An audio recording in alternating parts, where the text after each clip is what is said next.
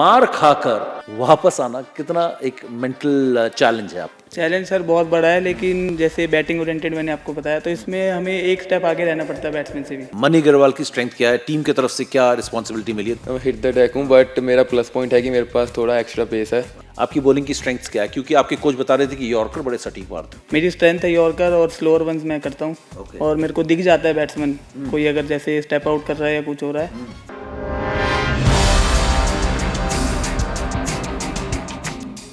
Toss मैंने जीता है। जी हाँ, मैं कैप्टन हूँ, बन जाता हूँ कैप्टन, सेल्फ स्टाइल्ड कैप्टन हूँ। और टॉस जीता और मैंने पहले गेंदबाजी का फैसला किया है। और मेरे राइट और मेरे लेफ्ट दो तेज गेंदबाज, स्ट्राइक गेंदबाज मेरे तैयार हैं बॉलिंग करने के लिए। तो तैयार हो जाओ। बाउंसर भी आती है, यॉर्कर्स भी आती है। ये हैं यॉर्कर स्पेशलिस्ट, ये हैं बाउंसर स्पेशलिस्ट। आपको देख के पता चल गया होगा बॉडी कि हिट द डेक बॉलर मेरे साथ में। और यहाँ पर जसप्रीत बुमराह जैसे मसल नहीं दिख रहे हैं, लेकिन यॉर्कर जो है, टो क्रशर्स जो है यहाँ पर जो है तैयार हैं मारने के लिए। नाम बता देता हूँ, जैसा कि मैंने कहा कि मैं यंगस्टर्स से आपको मिलवा रहा हूँ जो कल इंडिया के लिए और पूरी दुनिया में जो है कोहराम मचाने के लिए तैयार हैं अपने टैलेंट से। इस वक्त हर तरफ इनकी चर्चा चल रही है, क्योंकि दिल्ली प्रीमियर लीग में इन्होंने कमाल किया है और लगातार इनकी चर्चा चल रही थी। लेकिन अब जो है नाम इनका उभर कर आ रहा है और कहीं ना कहीं ये तय है कि आने वाले समय में आप इनको हिंदुस्तान के लिए आईपीएल में गेंदबाजी करते हुए देखेंगे। रजनीश दादर और मनी ग्रेवाल, दो तेज गेंदबाज इस वक्त मेरे साथ हैं यहाँ पर, राइट एंड लेफ्ट, जो कि स्ट्राइक गेंदबाजी करने के लिए तैयार है। तो किससे गेंदबाजी कराई जाए? स्ट्राइक गेंदबाजी पहले बाउंसर से डराया जाए या यॉर्कर से डराया जाए, ये सवाल है कप्तान के दिमाग में। तो मैं सोच रहा हूँ कि मैं बाउंसर से डरा देता हूँ कि यहाँ पर कोच साहब भी बैठे हैं। कोच साहब, बाउंसर से शुरू करें या यॉर्कर से शुरू करें? बाउंसर से शुरू करते हैं। तो मनी ग्रेवाल से शुरू करते हैं। मनी, देख के पता चल रहा है आपको कि आप फिटनेस में और आपकी जो एथलेटिक फिजिक है उससे पता चल रहा है कि आप काफ़ी काम करते हैं फिटनेस पे, जिम में भी। तो अपने बारे में थोड़ा सा बताएं, बॉलिंग के बारे में बताएं, किस तरीके के फास्ट बॉलर आप हैं, क्या आपकी स्ट्रेंथ है? मैंने तो बाउंसर कह दी, हो सकता है आपकी भी यॉर्कर आपकी स्ट्रेंथ हो, लेकिन अपने बारे में थोड़ा सा बताओ मनी। और जो सफ़र आपने अभी तक तय किया उसके बारे में भी कैसा रहा है? यहाँ पर आप दिल्ली के लिए भी खेले हो, अब दिल्ली प्रीमियर लीग में भी खेल रहे हो। तो मेरा स्टार्टिंग से जो हुआ था, पहले मैं दिल्ली से अंडर 19 खेला था। ओके। उस साल मैं मैच नहीं खेला था, बट एज अ टीम में एज अ प्लेयर था मैं। उसके बाद फिर देन कोरोना के बाद मैं अभी लास्ट ईयर अंडर 23 खेला हूँ दिल्ली से, जिसमें मैं दिल्ली के लिए हाईएस्ट विकेट टेकर था। अच्छा। एंड उसके बाद उस हाईएस्ट विकेट टेकर में मेरे लास्ट मैच में मेरी 8 विकेट थी, जो मेरे सिलेक्टर्स ने देखा और मेरे को एनसीए में भेजा गया एमर्जिंग कैंप के लिए। उसके बाद फिर मैं अभी रिसेंटली आरसीबी का नेट बॉलर भी था, जो टीम के साथ ट्रैवल कर रहा था। एंड उसके बाद अभी ये हमें डीपीएल का जो हमें एक मिला है हमें खेलने के लिए, बहुत अच्छा हमारे लिए कह सकते हैं कि स्टेज है कि जिस पर हम परफॉर्म करके सबको दिखा सकते हैं, क्योंकि लाइव मैचेस है, सबसे मेन लाइव मैचेस है। सब देख रहे हैं, टीम्स के स्काउट्स सारे सिलेक्टर्स मैच देखेंगे, लोग मैच देखने आ रहे हैं, क्राउड होता है पूरा। तो उस चीज़ के अंदर हमें लाइट्स के अंदर खेलने, क्राउड के अंदर खेलने में बहुत अच्छा लग रहा है, बहुत अच्छा एक्सपीरियंस है। बिल्कुल बिल्कुल। लेकिन आरसीबी के नेट बॉलर थे, इस पर भी बात करेंगे। और एक टैलेंटेड प्लेयर के लिए बहुत अच्छा होता है कि वो किसी आईपीएल टीम के साथ जुड़े एज नेट बॉलर, और उसमें बहुत कुछ सीखने को मिलता है। रजनीश दादर बता रहे हैं कि यॉर्कर स्पेशलिस्ट हैं, शानदार गेंदबाजी ये करते हैं। और तेज़ गेंदबाजी में अगर हम बात करें तो हिंदुस्तान को हमेशा ज़रूरत होती है। आप देख रहे हो सडनली सिराज इंजर्ड हो गए हैं और वो बाहर हो गए दिलीप ट्रॉफी से, तो इस तरीके से हमेशा ज़रूरत पड़ती है। लेकिन ये अंडर 19 खेल चुके थे। अगर हम बात करें यहाँ पर मनी की, और उसके बाद 23 खेले, तो इनको तो कहीं ना कहीं स्काउट्स ने देख लिया। लेकिन रजनीश, आपकी अगर बात करें तो आपको किसी ने देखा नहीं था, आप सडनली अभी लाइमलाइट में आए हैं जिस तरीके से दिल्ली प्रीमियर लीग में। आप अपनी जर्नी के बारे में बताएं कि किस तरीके से, क्योंकि आप भी दिल्ली में थे, आप किसी एज कैटेगरी में नहीं खेल रहे थे, तो किस तरीके से आपने अपने आप को यहाँ पर एक तरह से ना लाइमलाइट में रखा और टीम में आया? शुरुआत सर वैसे ही हुई थी और ट्रायल्स वगैरह देता था, नाम नहीं आ पाता था, स्टैंड वाइज में रहता था। 19 में, 16 में, 23 में सब जगह यही होता था। लेकिन डीपीएल से एक्सपोजर है बहुत अच्छा, सब लोग देख रहे हैं और क्या कहते हैं लाइव मैचेस आ रहे हैं, तो इसलिए मतलब एक बहुत अच्छा अपॉर्चुनिटी है हमारे लिए। बिल्कुल। लेकिन ये जो नाम नहीं आता ना, ये चीज़ जो है बहुत गुस्सा दिलाती है। और इसका पता है सबसे बड़ा एग्जाम्पल कौन है? नर्वस होने की ज़रूरत नहीं है। ये कैमरा जो है ना, ये जो करते हो ना, वो बहुत ज़्यादा भयानक करते हो, वहाँ पर ग्राउंड में उतरते हो। तो मैंने एक चीज़ देखी, मैं बताऊँ, मुझे नाम नहीं आने वाली ये कहानी याद आती है महेंद्र सिंह धोनी की। अंडर 19 में नाम ही नहीं आया, उससे और ज़्यादा गुस्सा आया और ज़्यादा जोश जो है ना वो बढ़ा कि अच्छा अंडर 19 में मुझे खिलाया नहीं। युवराज वगैरह सब खेले, धोनी नहीं खेले, लेकिन उसके बाद जब वो आए उन्होंने सबको जो है पीछे छोड़ दिया। हमें पता है कि धोनी ने क्या किया, और हिंदुस्तान के आज तक के सबसे बड़े कप्तानों में से अगर किसी का नाम लिया जाएगा तो धोनी उनमें से एक होंगे। तो ये जो नाम नहीं आने वाली बात आपने की, ये कितना चुभता था कि अंडर 19 ट्रायल हुआ, नाम नहीं आया। पता है कि आ सकता था मैं टीम में, अंडर 16 का नाम नहीं आया, मेरे को होना चाहिए था टीम में। तो ये कितना चुभता था यहाँ पर। और मैं बता दूं, वैसे रजनीश दादर इनका नाम है, इनको दादर एक्सप्रेस कहा जाता है, लेकिन दादर एक्सप्रेस इतनी तेज़ चलती नहीं है जितनी तेज़ इनकी गेंदबाजी है। तो जल्दी अपना नाम भी चेंज करवाओ, दादर एक्सप्रेस मत रखवाओ, बुलेट ट्रेन करवा लो या कुछ और करवा लो, है ना। तो खैर, तो ये ना सिलेक्ट होना कितना चुभता था? बहुत बुरा लगता था बहुत बार। और क्या कहते हैं, लोगों को देखता था, कुछ बॉलर ऐसे भी होते थे जो मतलब मेरे से बेटर नहीं थे लेकिन वो खेल रहे थे। लेकिन उस चीज़ को मैंने ऐसा पॉजिटिव वे में लिया कि और मेहनत करूं। और क्या कहते हैं, मेरे हाथ में सिर्फ मेहनत करना था, नाम आना ना आना वो सब भगवान के ऊपर है, सेलेक्टर्स के ऊपर है। तो मेरे हाथ में मेहनत था, वो मैंने छोड़ी नहीं। और क्या कहते हैं, अब मेरे को मौका मिला है तो मैं कोशिश करूंगा अपना बेस्ट दूं यहाँ पे। तो आप अगर रजनीश बात करें तो दिल्ली के नॉर्मल आप लीग में खेलते रहे। हाँ जी। तो वो उसका भी वहाँ पर आपने अपना परफॉर्मेंस बरकरार रखा, जिसकी वजह से आप सिलेक्ट हुए। वहाँ पे भी परफॉर्मेंस ठीक था। और इस बार मैं दिल्ली कैपिटल्स के नेट्स में मेरे को मौका मिला था बॉलिंग करने का। तो वहाँ पे लोगों ने पसंद किया काफ़ी, दिल्ली के स्काउट्स ने भी और वहाँ पे कोचेज़ ने भी, प्लेयर्स ने भी तारीफ़ की। तो वहाँ से फिर यश धोल जो हमारा अभी कैप्टन है, उसने भी मेरे को बोला था कि क्या कहते हैं, अगर हुई तो मैं देखो कोशिश करूंगा टीम में लेने। ओके, तो ये आप देख लो, टैलेंट ऐसे ही नहीं, मैं भी स्काउट हूँ। जर्नलिस्ट भी जो होता है एक छोटा मोटा स्काउट ही होता है, क्योंकि उसकी भी जिम्मेदारी होती है कि जो यंग टैलेंट है उसको सबके सामने लेकर आए और बताए कि कौन कौन खेल सकता है। और मुझे उम्मीद है कि बीसीसीआई के जो सिलेक्टर्स हैं या बीसीसीआई के जो आका हैं वो भी खुश होंगे कि चलो भाई, उनके लिए कोई और सिलेक्टर्स के बाहर भी काम कर रहा है, जर्नलिस्ट भी काम कर रहा है। तो दोनों नेट्स बॉलर रह चुके हैं। आप देखो, आरसीबी के लिए, दिल्ली कैपिटल्स के लिए हिमांशु चौहान से भी हम मिले थे, वो भी गुजरात टाइटंस के लिए। तो ये टैलेंट दिल्ली के अंदर का टैलेंट है। नेट बॉलर के तरह जब मनी आप आरसीबी के साथ थे तो आपने तो बड़े ताबड़तोड़ बल्लेबाजों को बॉलिंग की। ग्लेन मैक्सवेल हो, फैफ डू प्लेसी हो, ग्रेट विराट कोहली हो, मतलब तमाम बॉलर्स, तमाम बैट्समैन को आपने बॉलिंग की है। तो उस एक्सपीरियंस के बारे में बताएं, क्योंकि वो तो बड़ा लाजवाब रहा होगा। एक्सपीरियंस मेरा बहुत अच्छा था। मैंने सबसे ज़्यादा वहाँ बॉलिंग विराट भी और डीके भी करी। डीके भी पर्सनली मेरे को बहुत पसंद करते हैं। अच्छा। उनसे भी मेरी बात होती रहती है, तो उनको काफ़ी मेरी बॉलिंग अच्छी लगती थी। विराट भी को बॉल डालने का एक्सपीरियंस बहुत अच्छा था, क्योंकि उनसे बहुत कुछ सीखने को मिलता था। क्योंकि वो गेम में भी और नेट्स में भी ऐसे ही खेलते थे, चैलेंजेस लेके, कि जैसे मैं ओपोनेंट टीम का ही बॉलर हूँ। तो उनका वही रहता था, उनका कॉन्फिडेंस, उनका सब कुछ बहुत अच्छा लगता था देख के खेलने। उनको बॉल डालने में अलग मज़ा आता था, क्योंकि एक चैलेंज होता था। उनको आउट करना मतलब कुछ तो फिर चीज़ है, कुछ तो है। ये चीज़ है। ये सब कहते हैं कि विराट को नेट्स में बॉलिंग करना ऐसा है जैसे मैच में बॉलिंग कर रहे हो। एग्जैक्टली। और क्योंकि हमने बाकी बहुत इंटरनेशनल बॉलर से भी बात की, वो यही कहते हैं कि विराट को नेट्स में बॉलिंग करो तो ऐसा लगता है जैसे वो मैच खेल रहे हैं अपने आप को। ये एक सीखने वाली बात है ना, क्यों मनी कि आप नेट्स में उस तरीके से अपने आप को मैच उसके लिए तैयार कर रहे हो, मैच टेम्परामेंट के साथ खेल रहे हो। तो ये चीज़ बड़ी सीखने के लिए आपके लिए भी बहुत सारे लेसन्स हैं इसमें।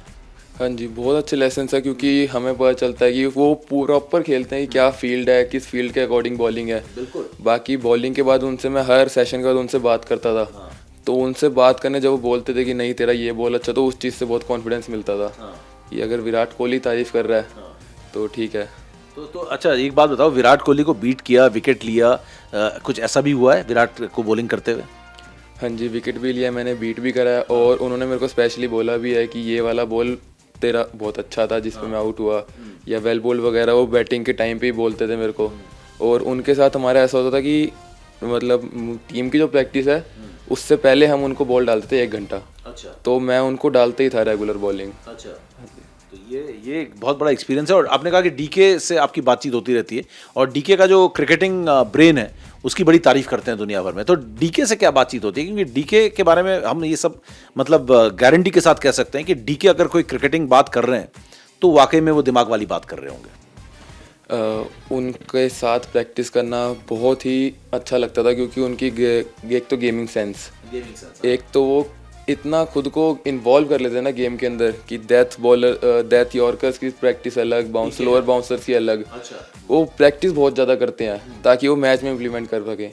तो उनके साथ प्रैक्टिस करने में मज़ा आता था। प्रॉपर ओपन नेट्स करते थे, और ऊपर से वो मेरे को कॉन्फिडेंस देते थे कि मनी अगर तू ऐसा ही चलता रहेगा, ऐसे ही बॉल डालता रहेगा, ज़रूर खेलेगा। अगर अभी मैं उनसे बात करता हूँ, जैसे उनसे मेरी बात हुई थी कि DPL हो रहा है, तो उन्होंने मेरे को पहले ये चीज़ बोली कि मेरे को पता है तो अच्छा परफॉर्म करेगा, ऑल द बेस्ट, और मैं तेरे सारे मैचेस देखूंगा। अच्छा, क्या बात है। तो ये सारी चीज़ें होती हैं, और अब और भी बहुत सारी बातें करेंगे यहाँ पर, लेकिन यहाँ पर अब चलते हैं हम हमारे रजनीश दादर के पास। और रजनीश, आप तो दिल्ली कैपिटल्स के साथ थे, तो दिल्ली कैपिटल्स का एक्सपीरियंस कैसा था? वहाँ तो सौरव गांगुली भी थे, तो दादा जहाँ पर हो वहाँ पर तो सीखने के लिए मतलब कोई कमी नहीं है। वहाँ पर रिकी पॉन्टिंग भी थे, तो वहाँ पर आपका दिल्ली कैपिटल्स के साथ का एक्सपीरियंस कैसा था?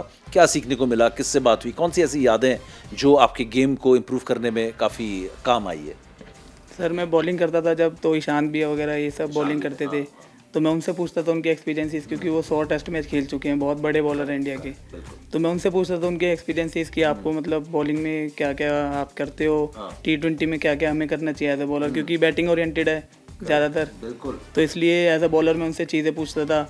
और रिकी सर और सौरभ सर से मैं माइंडसेट के बारे में चीज़ें बहुत पूछता था, क्योंकि मतलब पहले मेरे को नहीं इतना फील होता था कि माइंडसेट क्या होता है क्या नहीं है, इतना नहीं लगता था। लेकिन जैसे ये DPL का मैच मैं पहला खेला तो मेरे को समझ आया कि फोकस करना ये सब चीज़ें बहुत ज़रूरी है माइंडसेट के लिए। तो मैं उनसे ये सब चीज़ें भी पूछता था माइंडसेट के लिए, तो वो यही कहते थे आप अपने जोन में रहिए, कोई आपको देख रहा है, कौन क्या देख रहा है, कौन मतलब कितने लोग देख रहे हैं, मैचेस लाइव आ रहे हैं, कुछ आपको फ़र्क नहीं पड़ना चाहिए इस चीज़ से।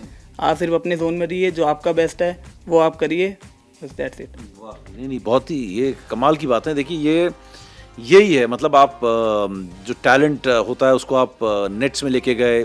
IPL टीम के इतने बड़े बड़े रिकी पॉन्टिंग, सौरव गांगुली, ईशांत शर्मा, यहाँ पर बात करें विराट कोहली की बात करें, यहाँ पर DK की बात करें, मैक्सवेल, इन सब से मिलने का मौका मिलता है। कौन से नेट्स में ऐसे कौन से बॉलर्स थे मनी आपके, जैसे उनके लिए ईशांत था, आपके लिए कौन से ऐसे सीनियर बॉलर्स थे जिनके साथ बातचीत करके आपके बॉलिंग में ज़्यादा निखार लाने का आपको मौका मिला वहाँ पर? वहाँ पे सिराज भी आते जिनके साथ मैं उनसे ही बात करता रहता बॉलिंग के लिए कि भैया अगर मेरी ये चीज़ हो रही है तो इस चीज़ को कैसे ठीक करूँ, तो वो भी बताते थे मेरे को। और वहाँ पे एक ये चीज़ अच्छी थी कि सिराज भी आओ चाहे DK भी, विराट भी आओ, समझाते बहुत अच्छे से थे, पूरा टाइम लेके, उनको कोई जल्दबाजी नहीं की, जल्दबाजी में समझा के चले गए, आराम से समझाते थे। एक एक चीज़ अगर मैं दोबारा ही पूछ लूँ वो दोबारा भी समझाते थे। अच्छा। तो इस चीज़ से मेरे को बहुत फ़ायदा मिला। ये बड़ी अच्छी बात है कि मतलब वो ऐसा कोई उनमें ईगो या फिर ऐसा कोई घमंड नहीं था, मतलब यंगस्टर्स को पूरी तरीके से टाइम दे रहे थे, आप लोगों को समझा रहे थे वो। और ऑस्ट्रेलियंस भी थे उसमें, मैक्सवेल थे, इन सबको बॉलिंग करके उनमें और हम इंडियन प्लेयर्स में कुछ फ़र्क दिखा, कुछ ऐसा कुछ खास दिखा, कुछ जो डिफरेंस है हमारे में और गोरे खिलाड़ियों में? मेरे हिसाब से मैक्सवेल, फाफ वगैरह थोड़ा इन्जॉय ज़्यादा करते हैं गेम को। वो नेट्स में भी थोड़ा हंसी मजाक वगैरह, मतलब हंसी मजाक सब करते थे, बट उनका एक अलग लेवल था, वो अलग जोन में रहते थे अपने। तो उनकी ये चीज़ मेरे को काफ़ी ठीक लगी कि इन्जॉय करके भी, हमें भी यही बोला जाता है कि इन्जॉय करो गेम को, तो उनसे ये चीज़ सीखने को मिल सकती है कि कैसे इन्जॉय करना है, गेम को कैसे इन्जॉय करना है। बिल्कुल, ये बहुत ज़रूरी है कि गेम को कैसे एंजॉय करना है। तो चलिए, ये तो बात हुई कि किस तरीके से IPL में नेट बॉलर बनकर ये आगे के लिए तैयार होते हैं। हमने देखा है किस तरीके से नेट बॉलर बन के टीम इंडिया के लिए जाते हैं बाहर टूर्स में, उसके बाद टीम इंडिया में ही आ जाते हैं। और बहुत एक मशहूर एक हाल का जो एग्जांपल है वो T नटराजन है, किस तरीके से नेट बॉलर बन के गए थे और तीनों फॉर्मेट में वहाँ पर ऑस्ट्रेलिया में जाके खेले, शानदार प्रदर्शन भी किया और इंडिया के रेगुलर हो गए। इंजरी, बैड लक इंजरी की वजह से बाहर हुए, उसके बाद वो आ तो गए लेकिन इंडियन टीम में नहीं आए। अगर बात करें यहाँ पर रजनीश आपकी बॉलिंग की, तो आपकी बॉलिंग की स्ट्रेंथ क्या है, क्या बॉल करते हो, किस तरीके से बैट्समैन को आप रीड करते हो, या अगर आपको छक्का पड़ गया तो इसको कैसे बॉलिंग करनी है, लेकिन वो हम बाद में जाएंगे। आपकी बॉलिंग की स्ट्रेंथ्स क्या है, क्योंकि आपके कोच बता रहे थे कि यॉर्कर बड़े सटीक मारते हो, बड़े खतरनाक यॉर्कर्स मारते हो आप। वो सर मेरे को भी टीम से रोल मिला गया है वो वाला कि डेथ ओवर्स में अपने ओवर्स बचा के रखने, और वहाँ मेरे को मतलब परफॉर्म करना है डेथ ओवर्स में। मेरी स्ट्रेंथ है यॉर्कर और स्लोअर वंस मैं करता हूँ, और मेरे को दिख जाता है बैट्समैन कोई अगर जैसे स्टेप आउट कर रहा है या कुछ हो रहा है तो मैं रीड कर लेता हूँ, तो वो मेरी स्ट्रेंथ है डेथ ओवर्स। अच्छा, और अगर बात करें जैसे आप DPL खेल रहे हो या आपको मार पड़ गई, क्योंकि बॉलर्स 2020 में आपने जैसे कहा बैटिंग ओरिएंटेड है, मार तो पड़नी है, मतलब उसको तो साथ में लेकर चलना है, क्योंकि हमने देखा कि रिंकू सिंह ने यश दयाल को 5 छक्के मार दिए थे, तो वो 5 छक्के खाने के बाद वापस भी आना पड़ेगा, बॉलिंग भी करनी पड़ेगी, नेक्स्ट मैच भी खेलना पड़ेगा।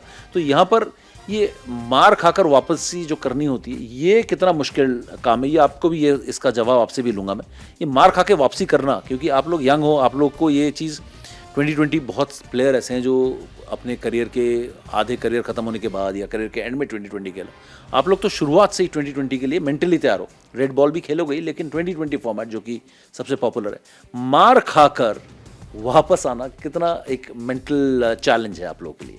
चैलेंज सर बहुत बड़ा है, लेकिन जैसे बैटिंग ओरिएंटेड मैंने आपको बताया, तो इसमें हमें एक स्टेप आगे रहना पड़ता है बैट्समैन से भी। बिल्कुल। क्योंकि क्या कहते हैं, बैट्समैन भी रेडी रहता है। अगर आप बैट्समैन ने हमें मारा शॉट पहली या दूसरी बॉल पे, तो वो चाहता है कि ओवर बड़ा हो, तो उसमें हमें एक स्टेप आगे रहना पड़ता है कि कमबैक हम करें और अपनी स्ट्रेंथ पे बिलीव करना पड़ता है। बिल्कुल बिल्कुल। लेकिन ये काम जितना आसानी से उन्होंने बोल दिया उतना आसान है नहीं, क्योंकि छक्के लगने के बाद वो बेंच की तरफ से कोच साहब भी देख रहे हैं, साथी प्लेयर्स भी देख रहे हैं, स्कोर भी जो है वो स्ट्राइक रेट भी वो उनका बढ़ गया, और वो जो रन और बॉल का जो कॉम्बिनेशन है वो भी बदल जाता है। मानी कितना मुश्किल होता है ये काम की। मार तो खाते हैं भाई बॉलर्स, तो मार खाना है उनको एक तरह से।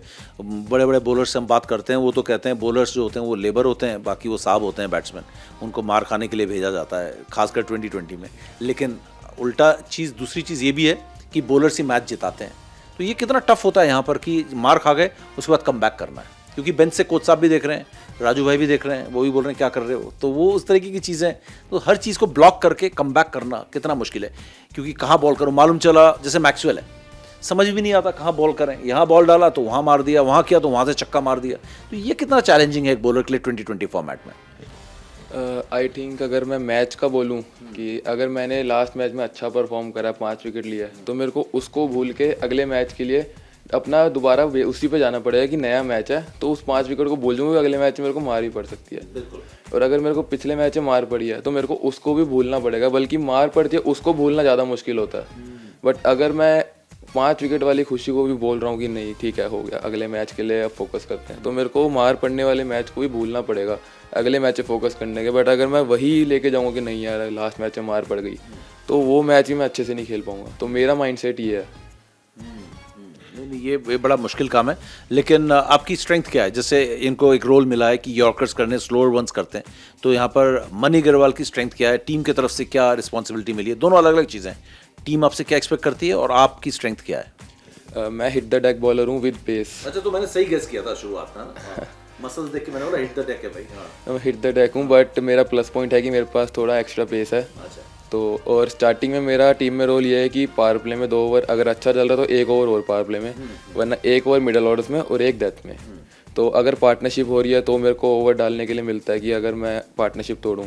और स्टार्टिंग में फर्स्ट एंड थर्ड ओवर वो मेरा है, क्योंकि नई बॉल से मैं अच्छा हिट करता हूँ। बिल्कुल बिल्कुल। तो ये है। तो चलिए आखिरी हिस्से में पहुंच गए हैं। ज़्यादा यंगस्टर्स को हम ना इंटरव्यू में नहीं फंसा कर रखेंगे, हम चाहते हैं प्रैक्टिस भी करें, रेस्ट भी करें और आगे इंडिया के लिए भी खेलना है।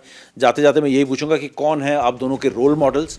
और रजनीश आपके साथ शुरुआत करूंगा। बुमराह है, शमी है, जिमी एंडरसन है, जो इतने लंबे समय तक खेले हैं कि मतलब आप लोगों ने भी उनको बॉलिंग करते हुए देख लिया।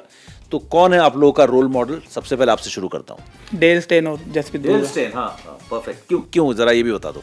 उनकी एक्यूरेसी, स्पीड, स्विंग सब था उन पे, और एग्रेशन, परफेक्ट फास्ट बॉलर। तो आप अगर मतलब चाहोगे कि मतलब आप एक ज़बरदस्त बॉलर बनो या किसी को फॉलो करो तो डेल स्टेन होगा वो। चलिए बढ़िया। और आपका मनी? ये चीटिंग करिए। आपका भी डेल स्टेन है क्या? हाँ, मेरा भी डेल स्टेन है, क्योंकि उसका pace, aggression, accuracy, specially aggression मेरे को अच्छा लगता है। एंड अगर अभी के टाइम पे देखा जाए तो मेरे को शमी बहुत अच्छा लगता है। जी हाँ, क्योंकि आप भी शमी वाली थोड़ा हिट द डेक वाली बात। हाँ जी। लेकिन दोनों डेल स्टेन अगर तैयार हो रहे हैं तो आप समझ सकते हैं कि हिंदुस्तान की फास्ट बॉलिंग जो है बिल्कुल सेफ है और फ्यूचर जो है बिल्कुल सिक्योर्ड है, सुनहरा है इसका मतलब। लेकिन अगर यंगस्टर से ये ना पूछूं, इस ज़माने के इन यंगस्टर्स से, क्योंकि जो इनको देख रहा है, जो अभी 12 साल का है, 13 साल का है, ये अभी इंडिया खेलेंगे। आप लोग जो कोशिश कर रहे हो ये वहाँ पर बस एकदम बिल्कुल लाइन पे हैं और लाइन क्रॉस करना है। एक स्टेप अंदर है और दूसरा स्टेप रखना है जहाँ से वो IPL और इंडिया खेलें। सोशल मीडिया है, इंस्टाग्राम है, फेसबुक है, ट्विटर है। तो सोशल मीडिया से कैसे अपने को दूर रखते हो या बैलेंस करते हो? क्योंकि सोशल मीडिया जो है बहुत, हमने देखा है कि डिस्ट्रैक्शन भी है कहीं ना कहीं। तो सोशल मीडिया के इस ज़माने में कैसे आप जैसे यंगस्टर से, मैं हर एक से ये पूछता हूँ, कैसे बैलेंस करते हो यहाँ पर रजनीश? की मतलब मैं इंस्टाग्राम कब ऑफ करना है? क्योंकि ये रील ऐसी है कि एक बार स्वाइप करना शुरू किया तो वो ख़त्म ही नहीं होता, रात के 2 बज जाते हैं, पता नहीं चलता है कि मैं रील ही देखता जा रहा हूँ। तो इस चीज़ को कैसे बैलेंस करते हो? सर टाइम, एक तो शेड्यूल ऐसा बना हुआ है कि टाइम नहीं मिल पाता। रात को थोड़ी देर मिलता है फ़ोन चलाने का, तो वो थोड़ी देर फ़ोन चला के मैं सो जाता हूँ। टाइम बहुत मतलब कम होता है। सुबह जिम या ग्राउंड ट्रेनिंग या कभी मैचेस होते तो मैचेस में ही पूरा दिन हो जाता है, 40 ओवर के मैचेस होते तो टाइम बहुत कम मिल पाता, लेकिन मैं कोशिश करता हूँ जितना दूर रहूँ फ़ोन से, क्योंकि अभी कुछ साल होते हैं स्पोर्ट्समैन की लाइफ में जो पीक ईयर्स होते हैं, तो उसमें ही हमें मेहनत करनी है, क्योंकि इतने लोग हैं, इतनी कंपटीशन है, देखना भी है सब कुछ, तो इसलिए अभी जो टाइम है वो मेनली ग्राउंड पे और अपनी ट्रेनिंग पे, बाकी फिर वो फ़ोन चलाने के लिए तो बाकी पूरा टाइम पड़ा है। पूरा टाइम, पूरी लाइफ पड़ी हुई है फ़ोन के लिए। बिल्कुल सही बात है। मन्नी, कैसे मन नहीं करता कि पोस्ट कर दूं बिना टी शर्ट के अपने 6 एब्स दिखा के एक इंस्टाग्राम पे पोस्ट, पूरी जो है लड़कियां, यंगस्टर्स, लड़के बोले वाह वाह वाह, है तो उस टेम्पटेशन को रोकना बड़ा मुश्किल काम है। तो ये कैसे बैलेंस करते हो सोशल मीडिया और अपने स्पोर्ट्स को, अपनी लाइफ को? अगर मेरे को पोस्ट करनी होती है, पोस्ट करके छोड़ देता हूँ, बंद करता हूँ, उसको देखता नहीं कि इसने लाइक करा, क्या कमेंट है, कुछ नहीं देखता। बट हाँ, हमारा स्केड्यूल ऐसा होता है कि फ़ोन चलाने का टाइम बहुत कम मिलता है। रेयरली प्रैक्टिस के बाद या सोने से पहले अगर आधा घंटा मिल गया तो मिल गया, बट वो भी मम्मी पापा मेरे थोड़े इस चीज़ को बोलते हैं कि नहीं, फ़ोन नहीं चलाना, पूरी लाइफ पड़ी है फ़ोन चलाने के लिए, अभी फ़ोन नहीं चलाना। क्योंकि मेरे पापा की बात सुनते हो, लेकिन है ना, सुन लो भाई, पापा की बात सुनते हैं। क्योंकि मेरे पापा एक ही चीज़ बोलते हैं कि इंडिया खेलना है। अच्छा, इंडिया खेलेगा, अच्छा करेगा, रिटायर हो जाएगा, उसके बाद फ़ोन चलाता रहे, जो करना करता रहे, बट इंडिया खेलना है पहले। तो वो चीज़ मेरे को मोटिवेट करती है, फिर मैं खुद ही रख देता हूँ कि नहीं, बात ठीक बोल रहे हैं। ये बात भी सही है, ये बात भी सही है। जाते जाते और भी 2-3 सवाल आ गए हैं जो क्रिकेट के मैदान से बाहर, मैदान के बाहर फेवरेट हॉबी क्या है? फिल्म में देखते हो, टाइम पास कैसे करते हो जब फ्री होते हो? हॉबी सर कुछ नहीं है, थोड़ा बहुत घूमने चले जाता हूँ कभी। अच्छा, दोस्तों के साथ, फैमिली के साथ, वो मतलब फ्रेश हो जाता है, रिफ्रेश हो जाता है। हाँ, अच्छा, पिक्चर विक्चर नहीं देखते? नहीं, मूवी सर कोई फेवरेट हीरो हीरोइन कोई नहीं है? कोई नहीं, कोई फेवरेट हीरोइन नहीं है? देखता ही नहीं, मूवीज बहुत कम देखता। अच्छा, कोई मतलब कोई मतलब है नहीं कि कमाल हो गया, देख लो भाई, ये डेडिकेशन है, इसलिए आज ये इंटरव्यू हो रहा है यहाँ पर कहीं ना कहीं। लेकिन फेवरेट हीरो पता नहीं, मुझे समझ में नहीं आ रहा, रजनीश शायद बताना नहीं चाह रहे, ऐसा हो नहीं सकता कि फेवरेट हीरो ना हो। मनी, आपका भी ऐसा ही हाल तो नहीं कि फेवरेट हीरो है कोई? आपको देख के लग रहा है टाइगर श्रॉफ आपका फेवरेट होगा। नहीं, फेवरेट हीरो तो ऐसा नहीं है, बट पापा मेरे पंजाबी मूवीज़ देखते हैं, बहुत कॉमेडी, तो मैं उनके साथ, पापा के साथ थोड़ा टाइम स्पेंड करने के लिए पापा के साथ रात को मूवी देख ली सोने से पहले।